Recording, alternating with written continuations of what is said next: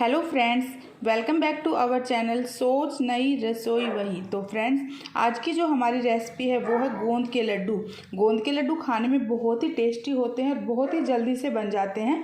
तो ये हड्डियों की मजबूती के लिए, जैसे थकान, कमजोरी या फिर घुटनों में जो भी दर्द होता है, बच्चों का दिमाग भी तेज करते हैं, तो ये लड्डू सर्दियों में ज़रूर बनाने चाहिए। तो चलिए इसे बनाते कैसे हैं। तो फ्रेंड्स, गोंद के लड्डू बनाने के लिए सबसे पहले हमें एक कढ़ाई ले लेनी है। ध्यान रहे कि कढ़ाई जो है भारी तले की होनी चाहिए। उसके बाद हम गैस की फ्लेम ऑन कर लेते हैं।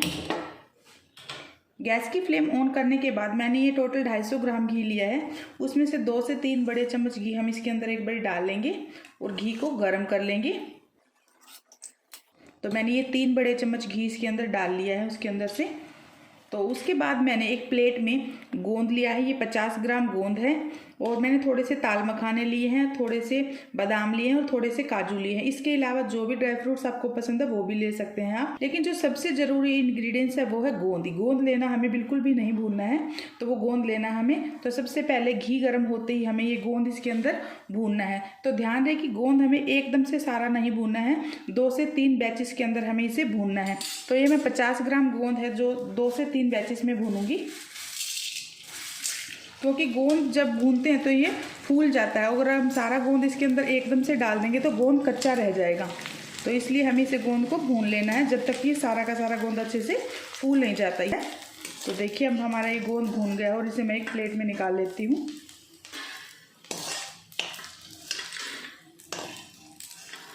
भूनने के बाद जो गोंद है वो उसका साइज बड़ा हो जाता है फूल कर। तो देखिए, मैंने ये इसके अंदर निकाले और बाकी के 2 बैचेस के भी हम ऐसे ही भून लेते हैं गोंद को।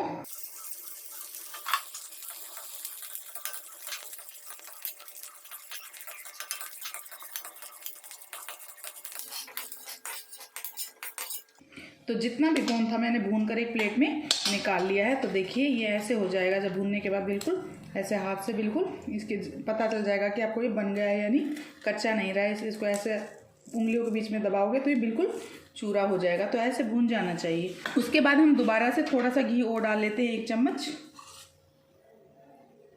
और इसके अंदर हम जो हमारे ड्राई फ्रूट्स हैं वो भी एक एक करके सारे के सारे ड्राई फ्रूट्स भून लेते हैं। तो सबसे पहले मैं जो अपने ये ताल मखाने हैं वो भून लेती हूँ। ड्राई फ्रूट्स आप अपने मनपसंद के अकॉर्डिंग कम या ज़्यादा कर सकते हैं। और गोंद तो जो है उसे तो रामबाण इलाज कहा गया है हड्डियों के लिए। तो देखिए, हमारे जो ताल मखाने थे वो भी भूनकर रेडी हो गई। इन्हें भी हम एक प्लेट में निकाल लेते हैं। और जो बाकी के ड्राई फ्रूट्स हैं वो भी हम भून लेते हैं हल्के हल्के। इन्हें भी गोल्डन फ्राई कर लेते हैं।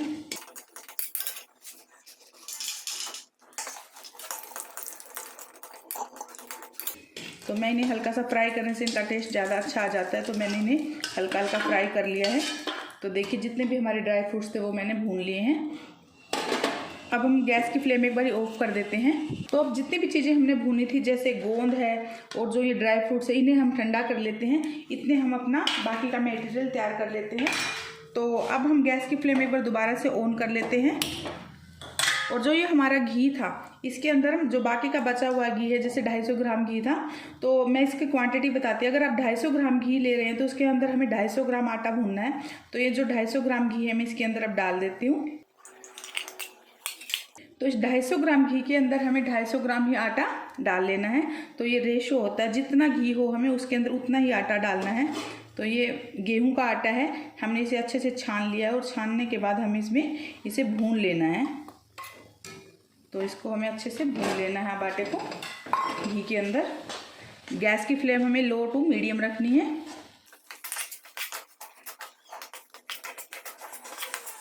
अगर हम तेज़ गैस के ऊपर भूनेंगे तो ये जल जाएगा। तो हमें इसे मीडियम गैस के ऊपर भूनना है। लगातार चलाते हुए हमें इसे भूनते जाना है।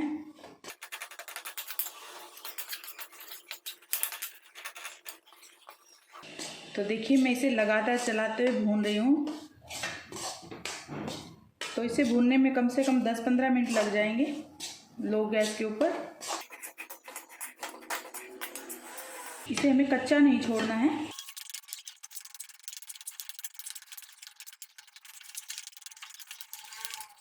तो देखिए अभी इस आटे को भूनते हुए मुझे 10 से 15 मिनट हो गए हैं और अब मैंने गैस की फ्लेम ऑफ कर दी है और इसका कलर देखिए कैसा हो गया है।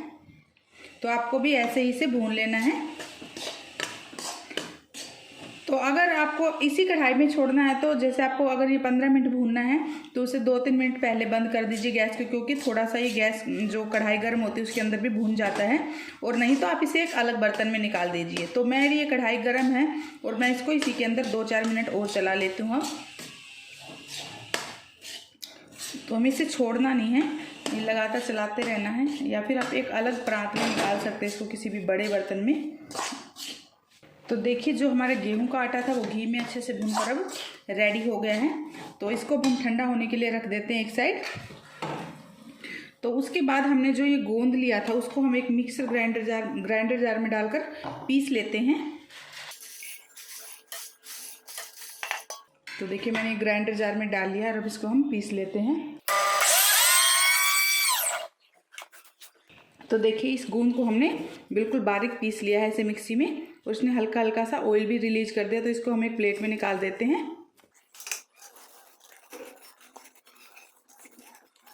उसके बाद जो ये ड्राई फ्रूट्स हैं आप चाहे तो इन्हें ग्राइंड करके डाल सकते हैं या मोटा मोटा दरदरा कूट कर डाल सकते हैं, जैसा भी आप पसंद करते हैं। तो मैं इनको बारीक ग्राइंड कर रही हूँ। आप चाहें तो अपने मनपसंद अकॉर्डिंग मोटा पतला या बारीक जैसा भी डाल सकते हैं।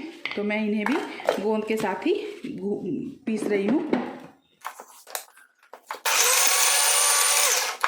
तो देखिए ये भी मैंने ऐसे इनका बारीक कर लिया है रेडी। तो इसे भी हम इस गोंद वाली प्लेट के अंदर ही डाल देते हैं।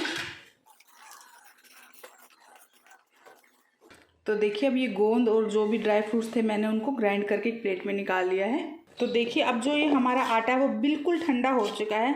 तो इसमें बिल्कुल भी गर्माई नहीं होनी चाहिए, हल्का सा भी गर्म नहीं होना चाहिए। जब ये कम्प्लीटली ठंडा हो जाए तो आप इसे चेक करके देख लीजिए कि ये ठंडा होना चाहिए बिल्कुल। तो मैंने ये पंखे के नीचे रख दिया था और ये बिल्कुल ठंडा हो गया है।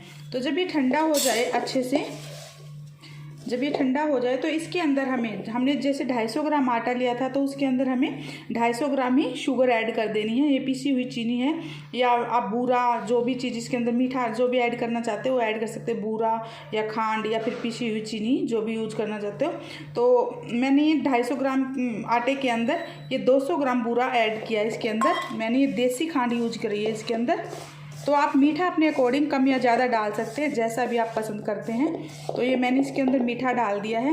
अगर ये गर्मा गर्म आटे के अंदर अगर आप ये मीठा डाल दोगे तो ये है ना जो वो छोड़ देगा, पानी छोड़ देगा अच्छे से, मतलब तो इससे लड्डू अच्छे नहीं बन पाएंगे। उसके बाद जो हमने ये गोंद और जो ड्राई फ्रूट्स हमने ग्राइंडर में डालकर पीसे थे वो भी हम इसके अंदर डाल देंगे। तो इन सारी चीज़ों को हम इसके अंदर अच्छे से अब मिक्स कर लेंगे।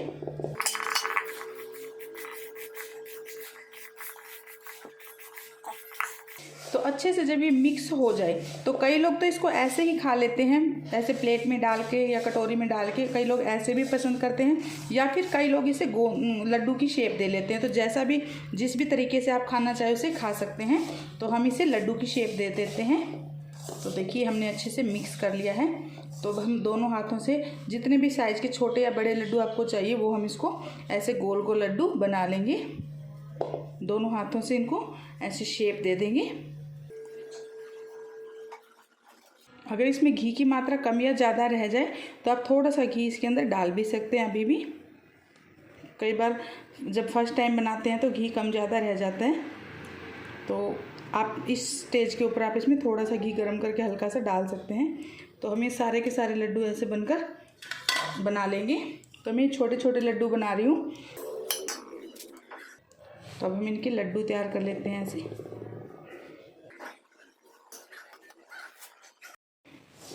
तो देखिए आपको भी सारे के सारे लड्डू ऐसे तैयार कर लेने हैं।